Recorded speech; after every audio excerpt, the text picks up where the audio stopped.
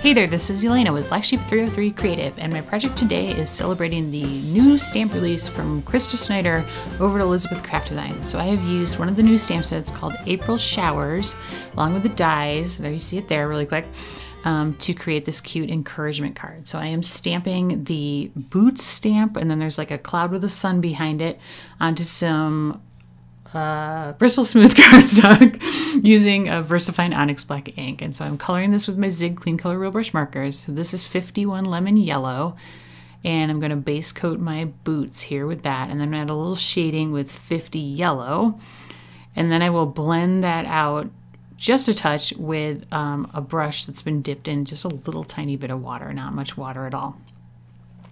And then for my polka dots on there, I'm going to use shades of pink.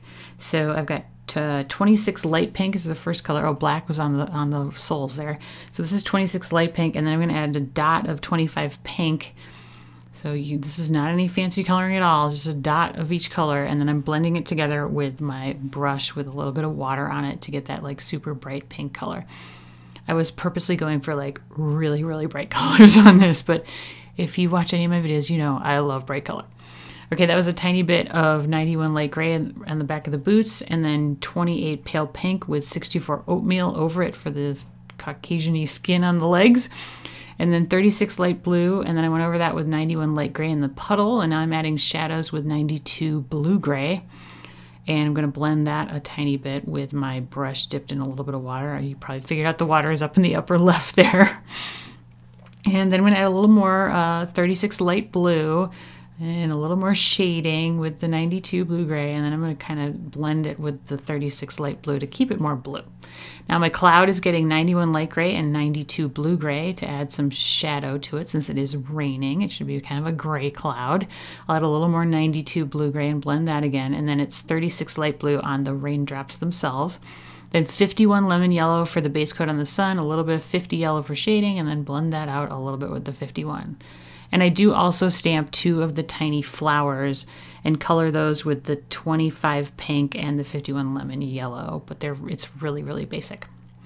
Now for my background piece here, what I was initially thinking was I was going to stamp this raindrop stamp all over it, which I have now done. I'm kind of skipping ahead here. And then covering it, so I've stamped it in VersaMark ink, and then I've covered it in white heat embossing powder. And I was thinking I would have the bottom be empty where the boots would be standing. So that's why I've got this piece of paper here. And so I'm going to heat set this whole thing with my heat tool. And then I'm going to decide that, you know, let's just do the whole piece of paper with the raindrops. There's no point in having that sort of section that's empty at the bottom. It doesn't really, really matter. So I'm going to go back and fill that in here at the bottom. You can kind of see the pattern there as it reflects in the light just a little bit. This is tough to see because it's white on white. But my thinking was I'm going to do this ombre background in shades of blue with my Distress ink. So this is a piece of 85-pound white soft finish cardstock, and I am using chipped sapphire with my mini blending tool Distress ink here. And I'm blending it onto the soft finish cardstock. And I'm going to just kind of keep blending and blending and blending until I get that top third filled in with the chipped sapphire, and you can see how the embossing powder resists the ink, and that was exactly my thought. Now the second color I'm using is Faded Jeans, so I'm going to do the center third with the Faded Jeans, and I'm going to try to go over the section where the two colors meet fairly well. And I like to use a piece of paper when I'm doing this so that my fingers aren't on the paper too much, because my finger oils tend to kind of mess with the Distress ink a little bit and make darker patches, so I've learned to avoid doing that. And I'm just kind of going over the chipped sapphire again to darken that down a bit because I really wanted to, you know, have a dark to light effect happening on this background paper. And then I'm going to go to the third color, which is Weathered Wood, and so that's what I'm going to use to fill in the bottom third of the paper. And again, kind of concentrating on that area where it meets the Faded Jeans to kind of get a nice blend going there. And I'll go back to the Faded Jeans and work on that area where it overlaps again. And then go back to the Weathered Wood and blend that out some more. There's a lot of kind of going back and forth between the two colors where they meet to kind of smooth out the blend. And then finally, I'm going to really, really darken down the top area with the chipped sapphire.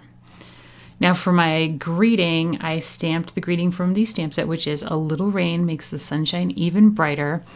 And that piece is cut to, let's see here, 1 1/4 by about 6. And I stamped that in VersaFine Onyx black ink. And then after all that work with my ombre panel, I wound up die cutting it out using the dotted scallop circles dies. This was about the 3rd largest die there to go with my stamps. And then this is my A2 size card base out of white soft finish cardstock, 100 pound. And then this is a piece of spring green soft finish cardstock cut to 4 1/4 by 5 1/2. Here's the greeting. And then I have this yellow grosgrain ribbon that I've tied into a bow. So I'm going to adhere the spring green down to the front of the card base using some 10mm clear double-sided adhesive tape. And then you can see how I'm arranging my circle with the boots. Like the solid piece was too dark for the stamps to stand out on top of it. So that is why I wound up die cutting it down into a circle. And I did still manage to keep some of the ombre effect of the background going with the way I die cut it out. At least I think I did. And then I used some 3mm clear double-sided adhesive on the back of the boots because the legs are so skinny. And then here's a little bit of 3mm on the cloud and the sun, and then 10mm on the greeting. And I'm just adhering that right smack in the middle. And I will just trim off the sides. So pretty straightforward as far as the whole composition goes. And now I'm going to add my bow. So I'm trimming off the ends with my scissors, and I'm going to take a mini glue dot and I'm going to kind of ball it up with my scissors and stick it behind the bow to hold it on. This is usually what I do with ribbon on cards. I love using glue dots because they do a nice job of holding it in place as well as keeping the knot secured. So that's why I like doing glue dots with those. And it doesn't kind of do anything about the dimension either. It lets the ribbon kind of flow free for the most part. And then there are those 2 tiny flowers that I mentioned earlier right there that I also die cut out with the matching dies. I did die cut out the boots and the clouds with the matching dies. I forgot to mention that. So I'm just adhering this down to either side of the saying with some Zig 2A glue pen. And then as a finishing touch, I'm using some Tonic Nuvo crystal drops in Morning Dew to create some clear raindrops. So I'm going to squirt out like a circle and then pull up with the nozzle to get that like raindrop shape, I guess I would say. And I did 3 on the right, on the lower right, and 5 in the upper right because odd numbers are better. And then I did just a tiny drop in the center of each flower. And that is the completed project. And hopefully you can see the little glistening of the light on those raindrops in the lower right and the upper left. It does actually make a difference. It's kind of subtle, but it looks really good in person, probably maybe more so than the photos can really show. But hopefully you liked my idea of the ombre background and think this stamp set is super cute. It also has like ducks in it and a bunch of other adorable things like umbrellas and stuff.